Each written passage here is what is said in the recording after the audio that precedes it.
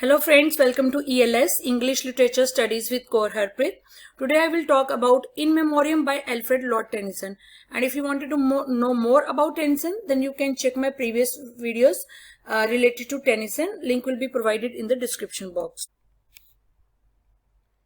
In Memoriam by the British poet Alfred Lord Tennyson was published in 1850. In Memoriam was undoubtedly a private tribute to Hallam, yet it was also social commentary on the world to which Tennyson belonged. It is widely considered to be one of the greatest poems of the 19th century. The original title of the poem was The Way of the Soul. Tennyson composed the short poems that comprised In Memoriam over the course of 17 years, 1833 to 1849. He had no intention of weaving them together. He ultimately published them as a single lengthy poem in 1850. There are some lines for controversy. Dear heavenly friend that canst not die, mine, mine forever, ever mine. And thy creature whom I found so fair. It has been argued that the poem suggests a homosexual relationship between him and his friend Hallam, when Tennyson referred Hallam as a dear heavenly friend, right? And if we read this poem from the perspective of the 19th century reader, it may be possible because such intimate expressions of friendship were acceptable at that time, particularly in poetry during his period. It would be best to view this poem in context with the period that it was written. The poem's original title, The Way of the Soul, emphasizes not only Tennyson's feelings but also his way of handling the big scientific philosophical questions of the day. And that is the question we have but faith we cannot know, for knowledge is of things we see, right? These are unquestionable thoughts, right, during Tennyson's lifespan. These unquestionable, or we can say long held religious and moral facts, were now being undermined by the scientific discoveries and technology of the Industrial Revolution. Tennyson's own self-doubt led to a decade of silence and reluctance to publish any new volumes. It took him 17 years to complete In Memoriam, right? In 1842, the two-volume publication poems, including new material and improved version of earlier poems, got favorable reviews. Now it was clear that Tennyson was being taken seriously as one of the foremost poets of his generation. His popularity continued to grow, and later on in 1850, the same year of publication of In Memoriam, Tennyson wrote the separate poems that became in Memoriam over a long period of time as he recalled phases of the friendship.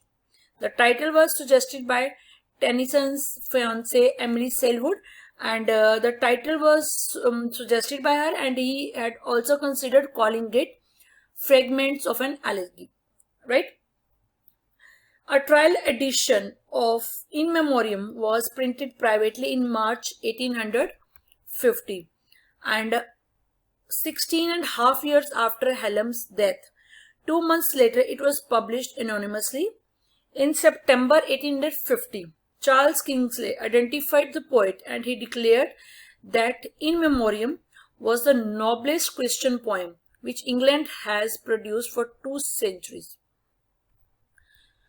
Talking about its meaning, In Memoriam is a Latin phrase equivalent to in memory, referring to remembering or honoring a deceased person.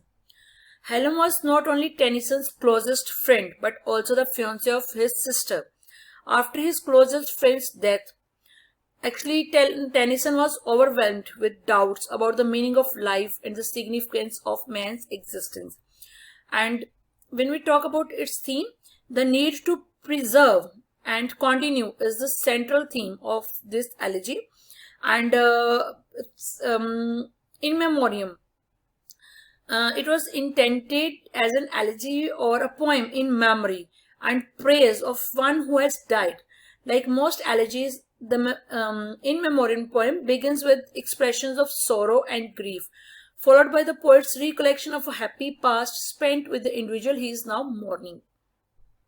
The poem has 133 cantos, and in my next video I will discuss these cantos in brief, right? And each stanza contains 4 lines. The rhyme scheme is A-B, B-A. In iambic tetrameter. In iambic tetrameter, a form which is known as memoriam stanzas due to its melancholy effect, right? And the poem opens addressing Jesus. Now, what is prologue? What is epilogue? These are discussed. Iambic pentameter, iambic tetrameter. All these things are already discussed. You can watch videos on my channel. And if you want these notes in written form as on your demand, I have started providing notes on written form. In written form, you can click on the link given in the description box, right? So now come to the topic, that is prologue. The poem opens addressing Jesus, discussing how God made both life and death. He uses the image of Jesus with his foot on a skull to show him as the conqueror of death. Humanity is humbled in the presence of God. As our systems are finite, we are unable to see God's plan. Following this prologue, Tennyson describes that once he believed in God, that man would rise from death into an eternal state, but in his grief he has begun to doubt. Tennyson wishes he could fast forward through time to skip this grieving period, right? He asks for God's forgiveness for the nature of his words as he fluctuates between faith and doubt throughout the poem. He prays for wisdom and he regrets his wasted youth.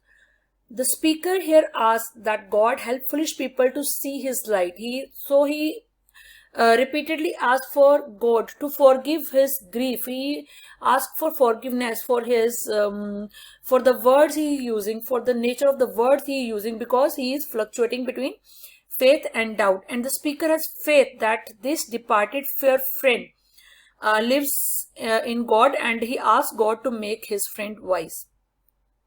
Tennyson addresses a yew tree in a graveyard, which has qualities of longevity and regeneration. And drooping branches of this old yew trees can root and form new trunks. This tree symbolizes death and resurrection in Celtic culture, right? He imagines that the roots are wrapped around a body buried beneath. The seasons and nature move on in their patterns, beating out the little lives of men. He then addresses Sorrow, who attempts to convince Tennyson that nature moves on and is purposeless and meaningless. Here he questions the existence of God and an afterlife. Sorrow whispers terrible things in the poet's ears, and he wonders if he should not embrace her as natural or if he should crush her as she enters the threshold of his mind.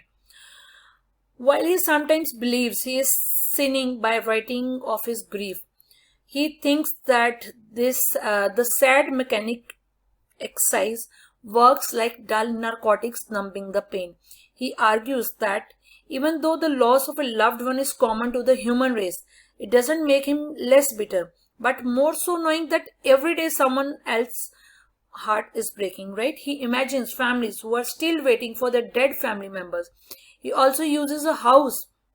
He uses this word house as a metaphor, describing how he goes to a house where he and his friend Arthur used to meet, only he find it dark. Arthur's body was returned to England from Italy by ship. Tennyson spends a lot of time addressing and describing the ship that brought his friend's body. By winter, Tennyson's woe is causing wild unrest in him. He confronts this change, wondering that sorrow could cause him to feel both wild and calm. Only the Bible comforts him as he considers that his friend has gained everlasting life as a Christian. He struggles with the idea that God would allow humanity to suffer. As he questions the meaning of death and life, he concludes that humans have souls, allowing them to live on after death, and that their purpose on earth is to gain knowledge. As Arthur was a good and intelligent man, Tennyson believes that his soul must be alive somewhere, and he imagines meeting with him again, right? The epilogue. The epilogue finds Tennyson at his sister's wedding. While he has lost a close friend, he has gained a brother-in-law.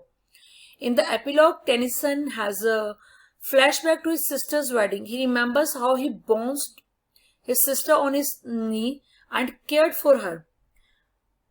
He remembers that now it is the time that he gives her away as a bride to another man.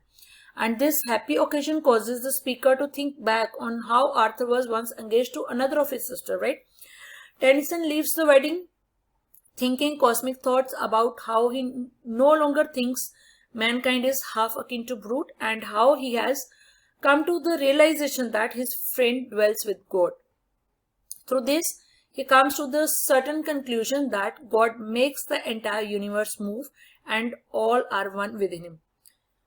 Alfred Tennyson passed away in 1892 and he was buried in Westminster Abbey, leaving behind a legacy which is still quite literally being heard today.